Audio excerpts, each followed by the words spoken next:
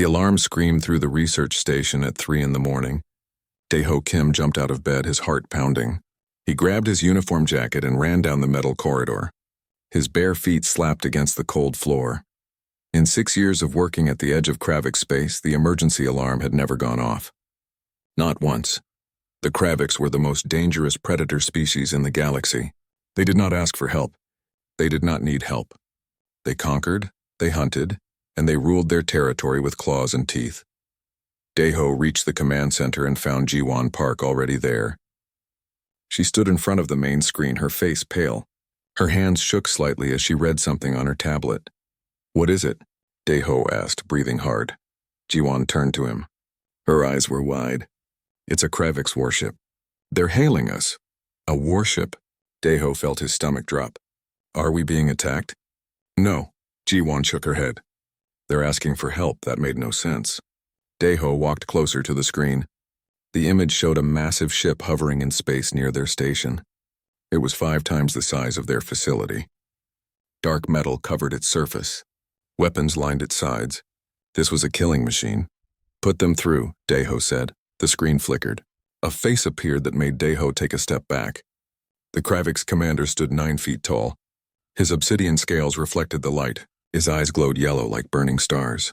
Rows of sharp teeth lined his mouth. This creature could tear a human apart in seconds. "I am Commander Ralcor of the Blood Talon," the alien said. His voice was deep and rough like rocks grinding together. "I require your assistance, immediately." Daeho glanced at Jiwon. She looked just as confused as he felt. "Commander, we're just a research station. We study plant life and basic biology. If you need military support—" "I do not need military support." Ralcor's claws scraped against something off-screen. "My mate has given birth. The hatchlings are dying." Silence filled the command center. Daeho did not know what to say. The Kraviks had medical technology far beyond human capabilities. Their ships had healing chambers that could repair almost any injury. Why would they need help from a small human research station? Jiwon found her voice first. "Commander, I'm sure your medical officers are more qualified than we are. My medical officers have failed." Ralcor's eyes narrowed. "The hatchlings grow weaker every hour. Our technology cannot help them. But I have heard things about your kind. Stories from other ships, other families, stories?" Daeho asked. Ralcor looked away from the screen. For a moment, the fierce predator seemed almost uncomfortable. "There are Kraviks who have hired humans to care for their young. They do not speak of it openly. It brings shame to admit that we need help from prey species. But those hatchlings survive. They grow strong." The word prey made Daeho's skin crawl. That was how the Kraviks saw humans. As prey. As weak creatures meant to be hunted. And now this commander was asking those same weak creatures for help. "What exactly do you think we can do?" Jiwon asked. She had moved closer to Daeho, her arms crossed over her chest. "I do not know," Ralcor admitted. His voice was quieter now. "But my children are dying. And I will beg prey species for help if that is what it takes to save them." Those words hung in the air. Daeho looked at Jiwon. She was the medical officer. She had training in xenobiology and emergency medicine, but caring for alien infants, that was far outside her normal duties. "How old are the hatchlings?" Jiwon asked. 3 days, Ralcor said. "They were born early. Too early. My mate nearly died bringing them into this world. The medical base saved her life. But the hatchlings will not eat. Their body temperature drops. They make sounds of distress, but our officers cannot determine what is wrong." Jiwon bit her lip. She was thinking. Daeho knew that look. She was running through everything she knew about Kravik's biology. "Commander, I need to be honest with you," Jiwon said. "I've never treated Kravik's infants. I might not be able to help. But you will try?" Ralcor leaned forward. His claws gripped the edge of whatever surface he stood behind. Please, that word, please, from a creature who conquered worlds, from a species that viewed humans as nothing more than soft, weak prey. Daeho felt something shift in his chest. This was not a commander speaking. This was a father. "We'll come," Daeho said. Jiwon looked at him sharply, but he nodded. "We'll try to help." Ralcor's shoulders relaxed slightly. "A transport will dock with your station in 10 minutes. Bring whatever medical supplies you think necessary and—" He paused. "Thank you." The screen went dark. Jiwon spun to face Daeho. "Are you insane? We're going onto a Kravik's warship. They could kill us. They could decide we're not useful and space us. He's desperate, Deho said. Did you see his face? That's not a warrior looking for a fight. That's a parent terrified of losing his children.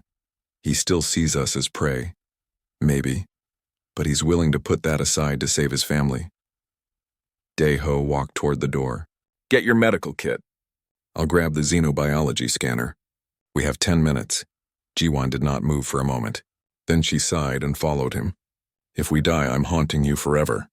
They gathered their supplies quickly. Deho packed the portable scanner, several sample containers, and his research tablet. Jiwan loaded her medical bag with everything from basic diagnostic tools to emergency medications. She also grabbed a thermal blanket and several nutrient packs. I don't know if any of this will help, she muttered. It's better than nothing, Deho said. They waited in the docking bay. The station shook slightly as the Kravix transport attached to their airlock. The door hissed open. 3 Kravix warriors stepped through. Each one carried a plasma rifle. They wore armor that gleamed under the lights.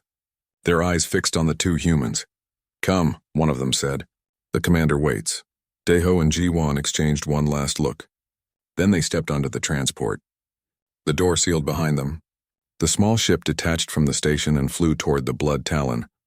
Through the window, Deho could see their research station growing smaller. He wondered if they would ever see it again. The warship's docking bay was enormous.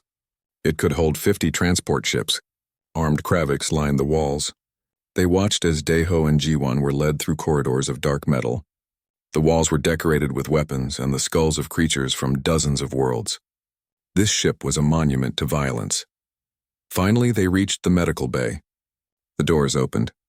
Commander Ralcor stood inside, still wearing his battle armor. But his fierce expression was gone. Now he just looked tired and afraid.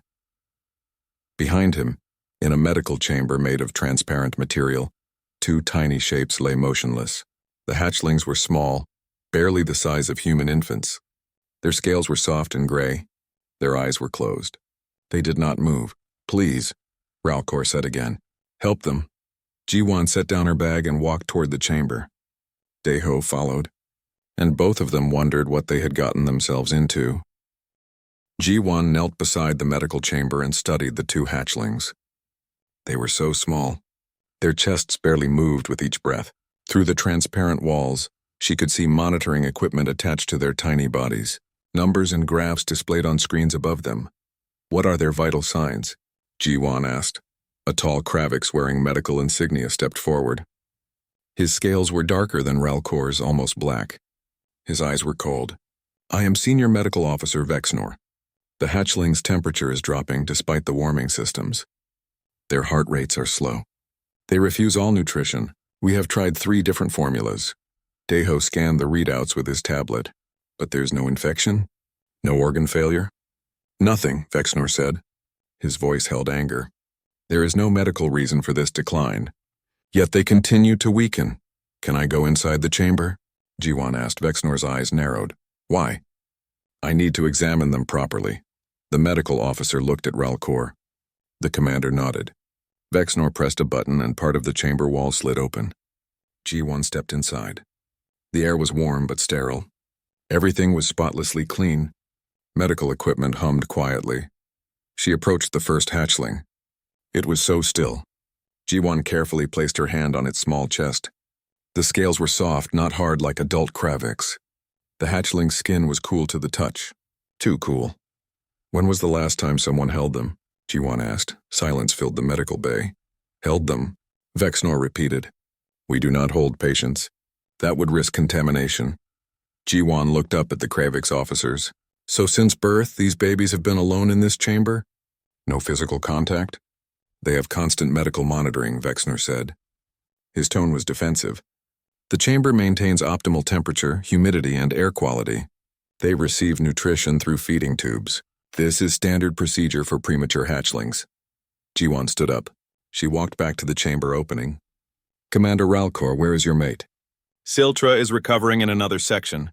She was badly injured during the birth. Ralcor's claws clicked against the floor. Why? I need to see her now. Ralcor led them through more corridors. They reached a private medical room. Inside, a female Kravix lay on a large bed. Her scales were lighter than Ralcor's. more silver than black. Bandages covered her abdomen. She looked weak, but her eyes were alert. Siltra, these are the humans, Ralcor said. They are trying to help our hatchlings. Siltra tried to sit up but gasped in pain. Ralcor moved to her side quickly. His massive hand gently touched her shoulder. The gesture was surprisingly tender. How do you feel? Jiwan asked. Like I was torn apart, Siltra said. Her voice was rough. But I will heal. My children. Will they heal? Jiwan pulled up a chair and sat beside the bed. Deho stood behind her. I need to ask you some questions. After the birth, did you hold your hatchlings? No. Siltra's eyes filled with something that looked like pain.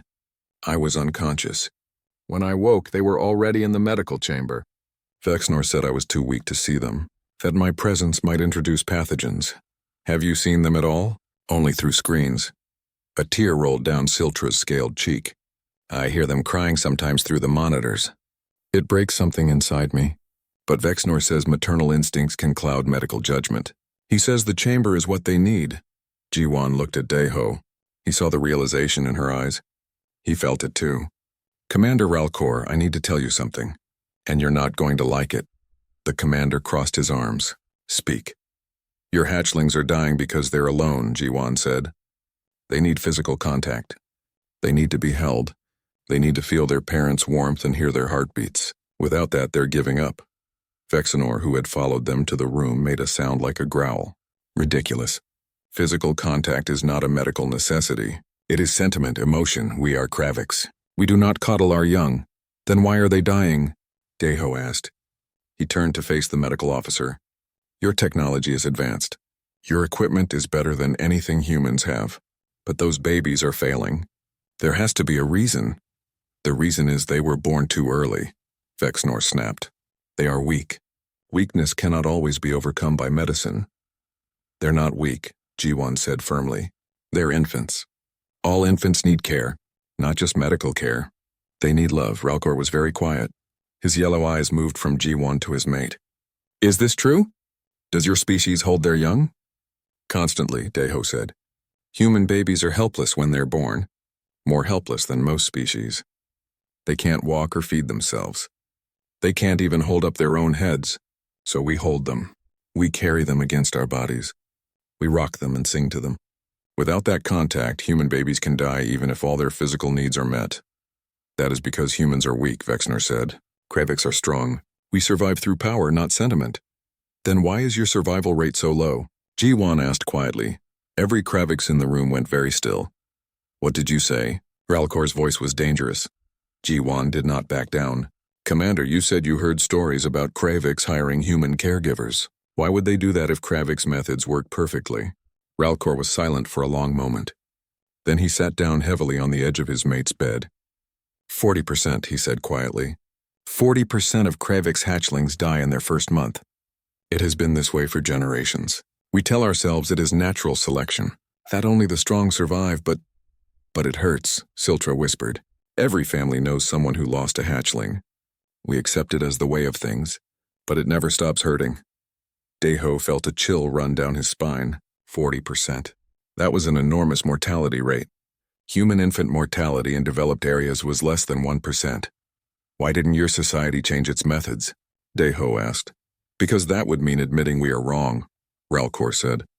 The Kravix do not admit weakness. We conquered a dozen worlds. We are feared throughout this sector of space. How can we admit that we do not know how to care for our own children? But some families found another way, G1 said. They hired humans. In secret, Ralcor confirmed. If others knew, those families would be shamed. Called traitors, accused of weakening the Kravix bloodline.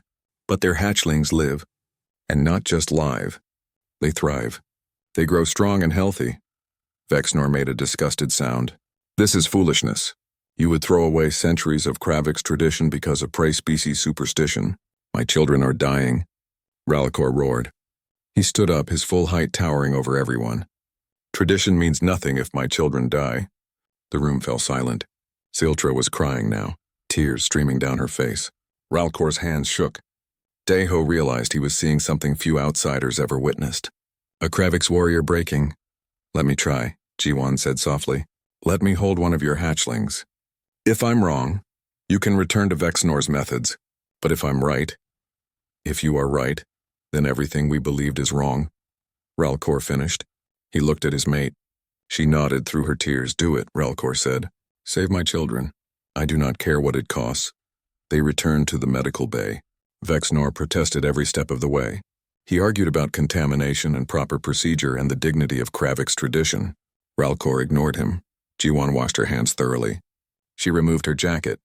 Then she stepped into the medical chamber. She carefully disconnected the monitors from the first hatchling. The little creature made a weak sound like a kitten mewing. I've got you, Jiwan whispered. She lifted the hatchling gently and cradled it against her chest. The baby was surprisingly light. Its scales were smooth against her skin. Deho watched the monitors. The hatchling's heart rate began to increase. Its body temperature started to rise. The baby made another sound, different this time.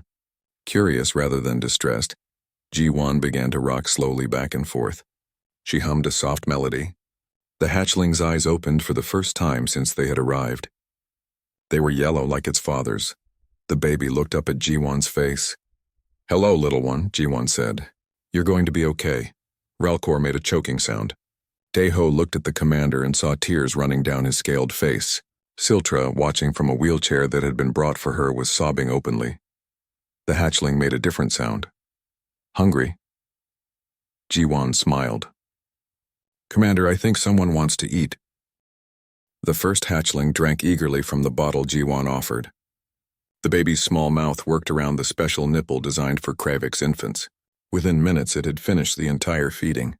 Its body temperature continued to rise to normal levels. The tiny creature made satisfied sounds and nestled against Jiwan's chest. Now you try, Jiwan said to Ralcor. The massive warrior approached like he was walking toward an enemy. His claws clicked nervously on the floor. He stared down at his child cradled in the human's arms. I will hurt it, Ralcor said. Look at my hands. They are weapons. They are also a father's hands, Deho said. You can be gentle. Ralcor slowly extended his arms. Jiwan carefully transferred the hatchling to him. The baby was so small in the commander's massive hands. For a moment, Ralcor held the infant stiffly like it might shatter. Bring it close to your chest, Jiwan instructed. Let it hear your heartbeat. Ralcor pulled his child against his armored chest. The hatchling squirmed slightly, then settled. Its small head rested just above where Ralcor's heart would be. The baby's eyes closed peacefully. By the ancestors, Ralcor whispered. His voice shook. It knows me. Of course it does, Jiwan said. You're its father. Deho entered the medical chamber and picked up the second hatchling. This one was slightly smaller than its twin.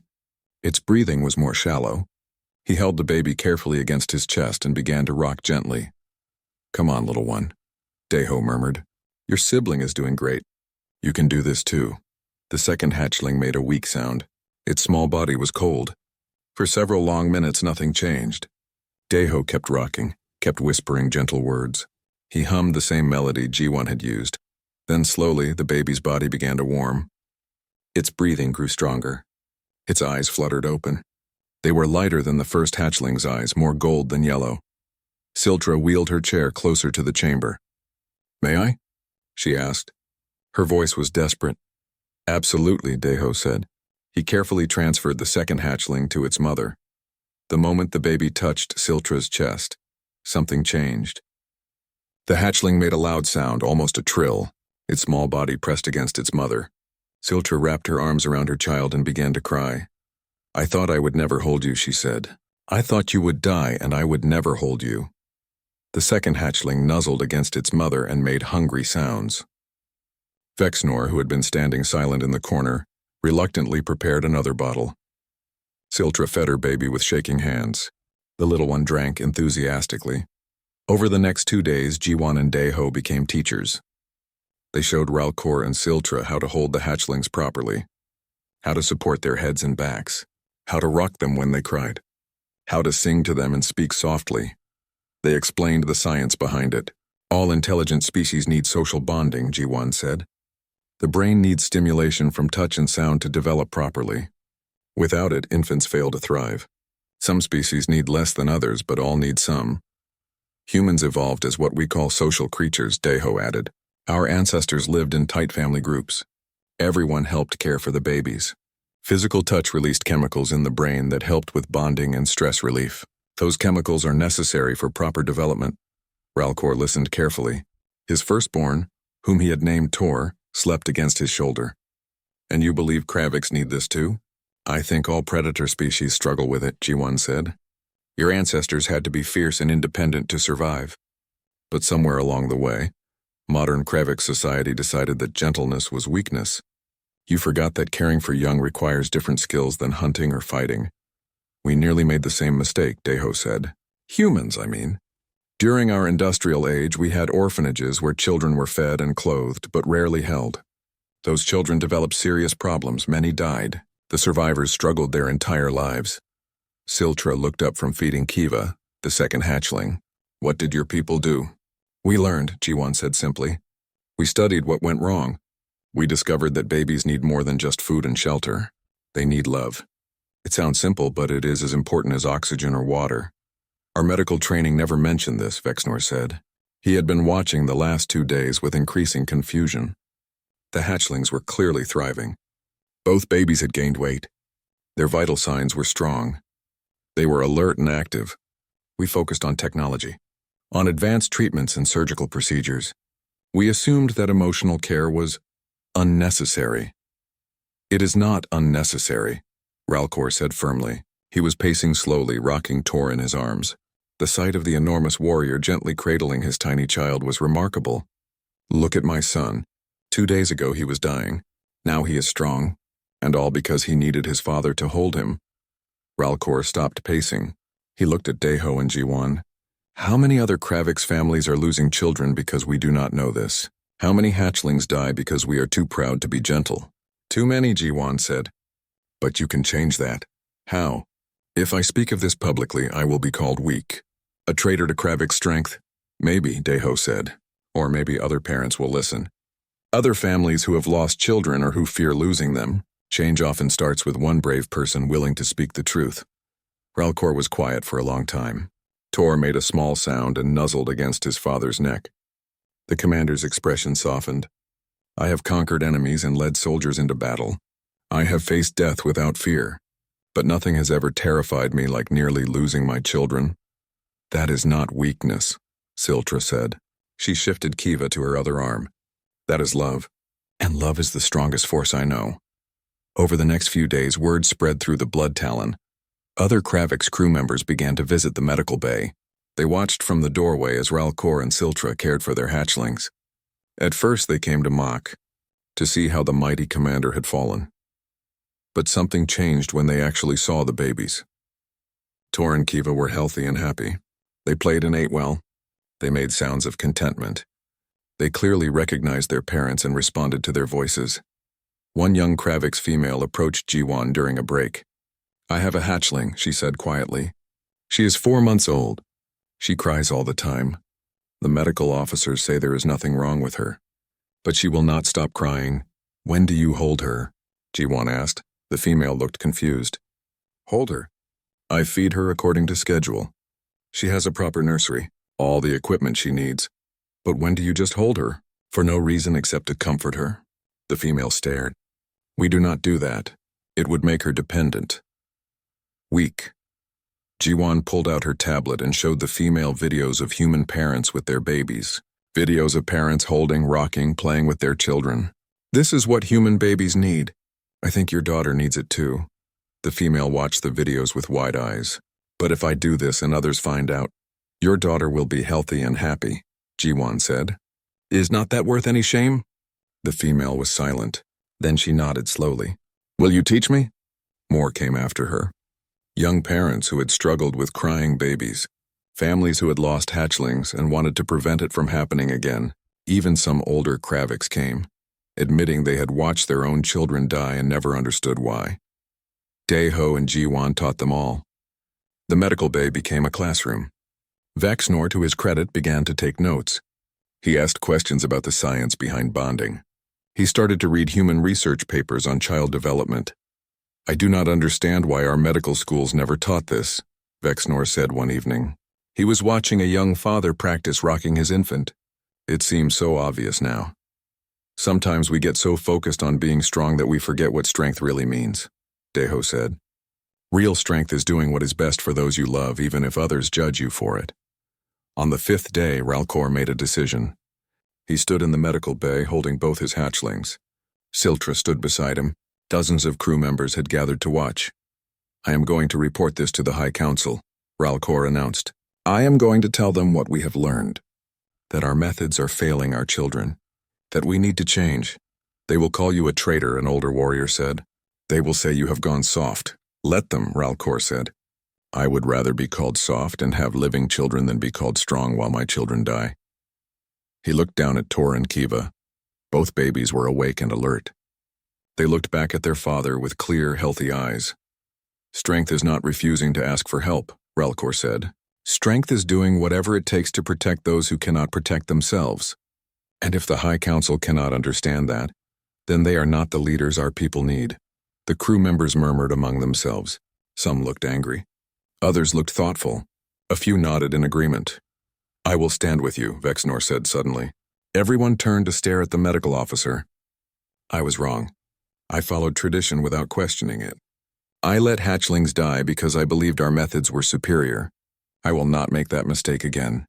One by one, other crew members stepped forward. I will stand with you. And I. My family lost 2 hatchlings. This needs to change.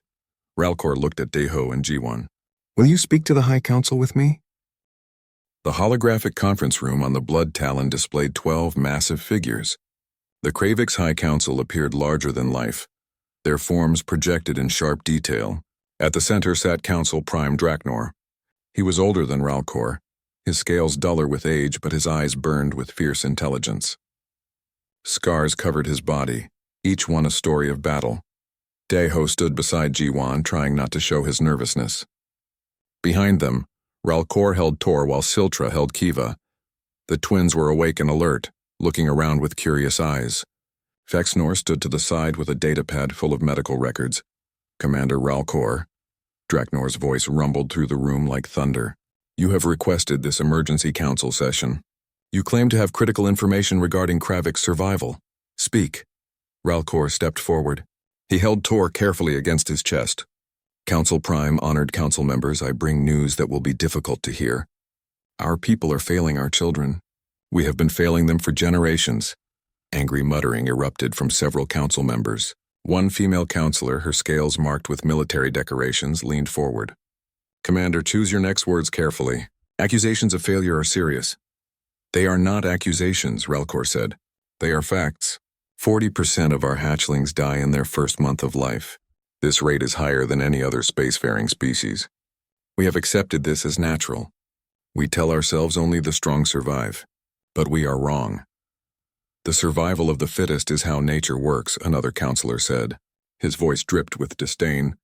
Weak hatchlings die. Strong ones live. This has always been our way. It does not have to be, Ralcor said. He lifted Tor higher. 6 days ago, this hatchling was dying. So was his sister. Our best medical technology could not save them. But these humans did. Not with advanced machinery. Not with experimental drugs. They saved my children by holding them. Silence fell across the council. Then Draknor spoke, his voice dangerous. You brought prey species before the High Council to discuss how they hold babies? Have you lost your mind, Commander? I brought them because they know something we have forgotten, Ralcor said. And because dozens of Kravik's families have secretly hired humans to care for their young. Families too afraid of shame to speak publicly. But their hatchlings survive. They thrive. More angry muttering.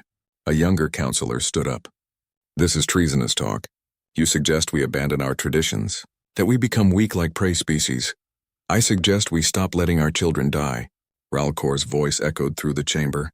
Is it strength to watch hatchlings perish because we are too proud to change?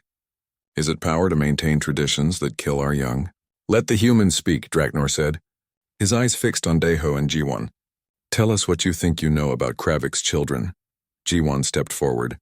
Her voice was steady despite the dozens of Kravik's eyes watching her. Council Prime, we do not claim to know everything about Kravik's biology, but we do know about child development. All intelligent species require emotional bonding during infancy. Physical touch stimulates brain development.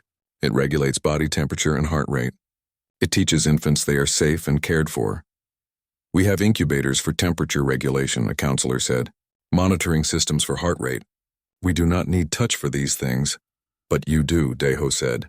The technology can keep a body alive. But without emotional connection, the brain does not develop properly.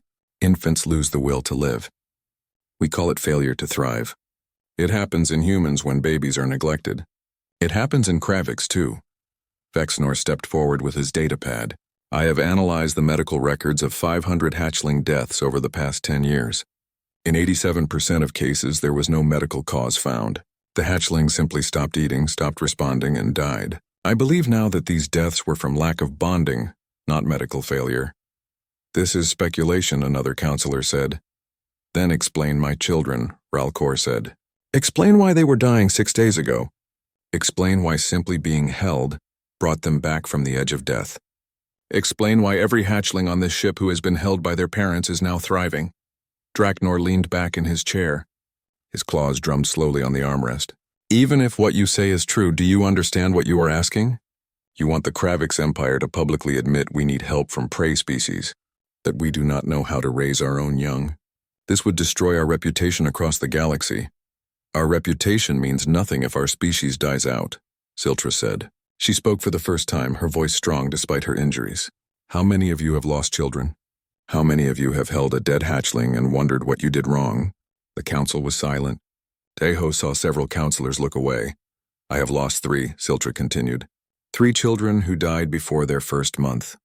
The medical officers told me there was nothing wrong, that it was just fate, that my hatchlings were weak. I believed them. But now I know the truth. My children did not die because they were weak. They died because I did not know how to show them love. Her voice broke on the last word. Tears ran down her scaled face. Ralcor moved closer to her, supporting her with his free arm. At that moment, a new hologram appeared in the room. A human male materialized wearing formal diplomatic attire. Council Prime, I apologize for the interruption. I am Ambassador Youngsu Choi of the Human Diplomatic Corps. I was contacted about this meeting and believe I have relevant information. Draknor's eyes narrowed. This session was private. And it concerns a matter of galactic importance, Youngsu said smoothly. The Kravix are not the only species struggling with this issue. 23 other predator species have quietly consulted human childcare experts over the past 30 years. Shock rippled through the council. That is impossible, one counselor said. You would know if they told you, Youngsu interrupted.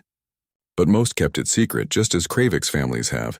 The Vraxian Empire, known for their brutal military campaigns, hired human nannies for their imperial family 15 years ago. Their infant mortality dropped from 35% to 3% within 2 years. Youngsu pulled up data displays that floated in the air. Charts and graphs appeared showing statistics from multiple species. The pattern is consistent across all predator species. Those who implement emotional bonding practices see dramatic decreases in infant mortality. Those who maintain traditional hands-off approaches continue to lose children. Why is this happening? Draknor asked. Why do predator species struggle with this when prey species do not? Evolution, Deho said.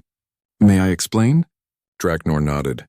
Predator species evolved to be fierce, independent, and strong from birth. Your ancestors needed infants who could survive quickly without much care. Over millions of years, you selected for rapid maturation. But intelligence requires large brains.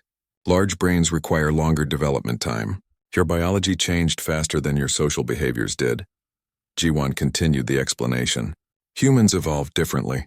We became intelligent while remaining physically weak. Human babies are completely helpless for months. They cannot even hold up their own heads. This forced humans to develop extreme caregiving behaviors. We had to become expert nurturers or our species would have died out. So you are saying humans are better at raising children because you are weaker? A counselor asked, confused. We are saying we specialize in different things, Deho said. Kravix are incredible warriors and hunters. Humans are incredible caregivers. There is no shame in species having different strengths. There is shame in needing another species to raise our young, the decorated female counselor said. We would become dependent on humans. What if you decided to stop helping? You would hold our children hostage. We would never do that, Jiwan said firmly. But more importantly, we are not asking to raise your children for you. We are offering to teach you how to do it yourselves. Everything we know we can share. Every technique, every study, every piece of research. Within a generation, Kravix could be experts in child development. Young-Soo nodded. The Human Diplomatic Corps proposes a joint initiative. Human child care specialists would work with Kravix medical officers. We would establish training programs, create new guidelines for infant care. All knowledge would be freely shared. Within 5 years, you would not need us anymore. And what do humans get in return? Draknor asked suspiciously. Your species does not give away knowledge for free. We get to save lives, Ji-won said simply. Is not that enough? Draknor stared at her for a long moment. Then he looked at Ralcor and the two hatchlings. Tor yawned, showing tiny rows of teeth. Kaiva made a cooing sound and reached for her mother's face. I have led the Kravix Empire for 30 years. Draknor said slowly. I have made decisions that cost thousands of lives. I have sacrificed soldiers, cities, even entire worlds for what I believed was the greater good of our people. But now you tell me I have been sacrificing our children, not for the greater good, but for pride. He stood up from his chair. The other counselors watched him carefully. I have lost 5 children. My mate has lost 7. 12 hatchlings total who died despite the best medical care in the Empire. I was told they were weak. I believed it because accepting it was easier than questioning our entire way of life. 6 months later, the research station looked very different. The small facility had been expanded with 3 new modules. One housed a training center. Another contained a medical research lab. The third was a nursery unlike anything the galaxy had seen before. Daeho stood in the nursery and watched a scene that would have been impossible a year ago. A massive Kravix warrior sat in a chair designed to hold his weight. In his arms, he cradled a tiny hatchling barely 2 weeks old.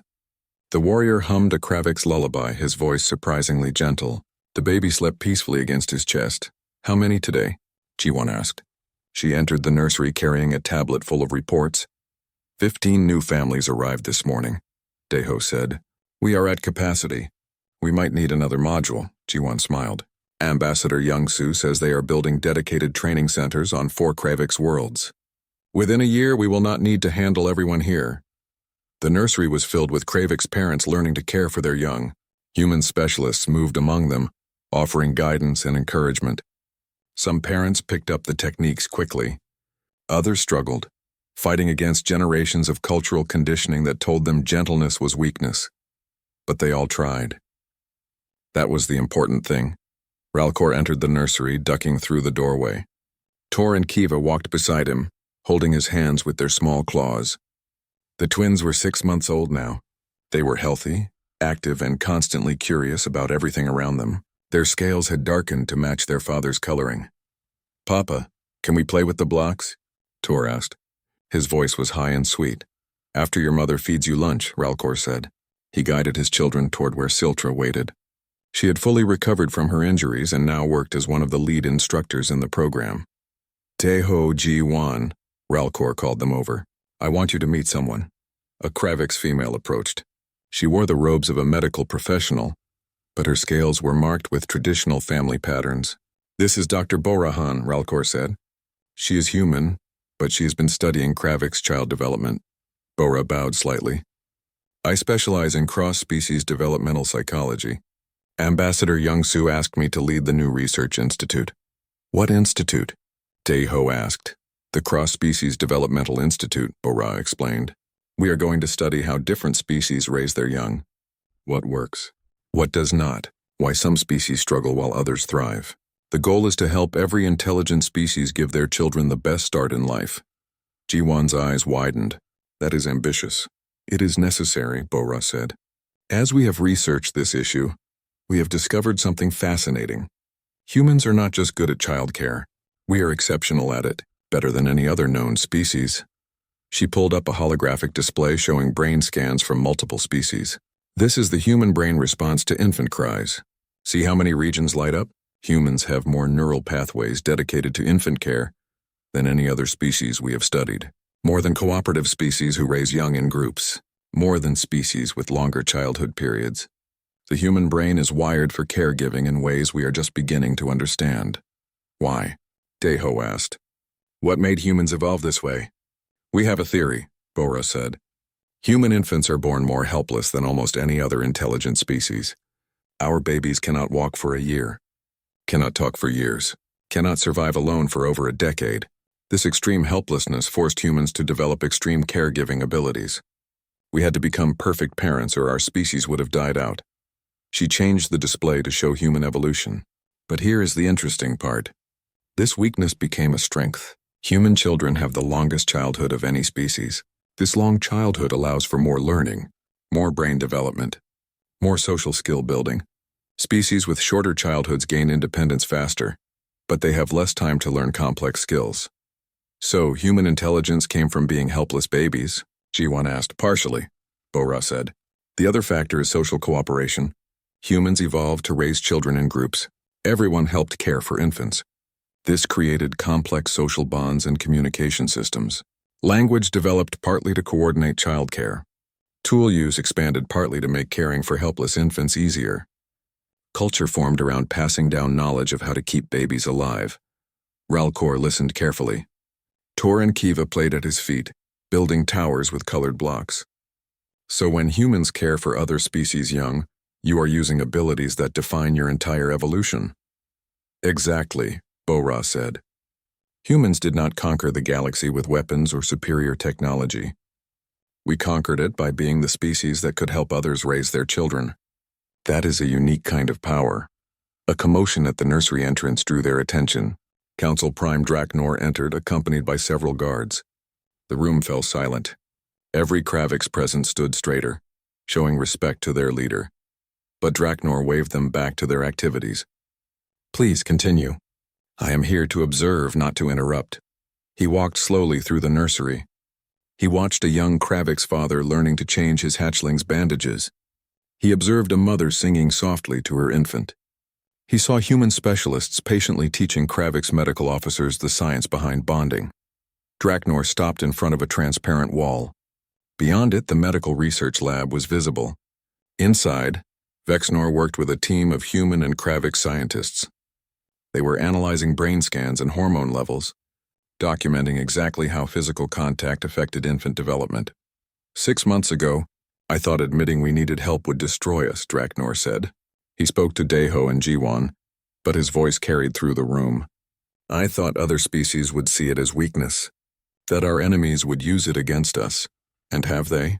G1 asked. No. Draknor turned to face her. Instead, 17 other species have asked to join the program. The Vraxian Empire has gone public with their partnership with human caregivers. The Talzor Collective has requested human specialists to train their medical teams. Even species we considered enemies have reached out to ask for help with their children. He looked around the nursery. We Kravix pride ourselves on strength. We conquered dozens of worlds. We built an empire that spanned star systems, but we were losing our future one hatchling at a time. You humans showed us that true strength is not refusing help. True strength is doing whatever is necessary to protect those who cannot protect themselves. Draknor knelt down slowly. His old joints creaked. He looked at Tor and Kiva, who were playing with their blocks. May I? He asked Ralcor. Of course, Council Prime. Draknor picked up Kiva gently. The little hatchling looked up at the supreme leader of the Kravix Empire. She reached out with one small claw and touched his scarred face. Draknor's fierce expression softened. His eyes filled with tears. I wish I had known this when my children were born. He said quietly, I wish someone had taught me how to hold them, how to comfort them. Perhaps they would have lived. You know now, Kiva said. At 6 months, she was starting to speak simple words. You can teach others. Draknor laughed, a sound of joy mixed with sadness. Yes, little one. I can teach others. He looked up at the assembled parents and specialists. And I will. I'm making an official announcement today. The Kravix Empire will require all new parents to complete bonding training before their hatchlings are born. It will be part of our standard education. Every Kravix child will be raised with love, not just medical care. Applause erupted through the nursery. Kravix and humans alike celebrated. Draknor carefully handed Kiva back to her father. Commander Ralcor, you and your family have changed our civilization, Draknor said. Your courage to admit you needed help saved not just your children, but potentially millions of future hatchlings.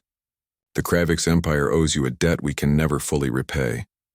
You can repay it by making sure no other family loses children the way we almost lost ours, Ralcor said. That is all the payment I need. That evening, Deho and G1 stood on the observation deck of the research station. Through the window, they could see a Kravix transport ship departing. It carried a family returning home, their hatchling healthy and thriving. 3 more ships waited to dock, bringing new families seeking help. Do you ever think about how strange this is? G1 asked. We came here to study plants. Now we are teaching the galaxy's most feared predators how to be gentle. Humanity has always been good at unexpected things, Deho said. We are not the strongest or the fastest. Our technology is not the most advanced. But we remember how to care. In a galaxy full of powerful species, that makes us unique. A Kravix female approached them. She carried a small hatchling wrapped in a blanket. Excuse me, she said shyly. I wanted to thank you. My daughter was sick. The doctors could not help her. But you taught me how to hold her. How to comfort her. She is better now. I never thought I would say this to humans, but you saved my child's life. You saved her, Jiwan said gently. We just showed you how. The love was always there. You just needed to know how to express it. The female nodded, tears in her eyes. She held her daughter closer and walked back to join her mate. More families continued to arrive. The nursery expanded again and again. Training centers opened across Kravix space.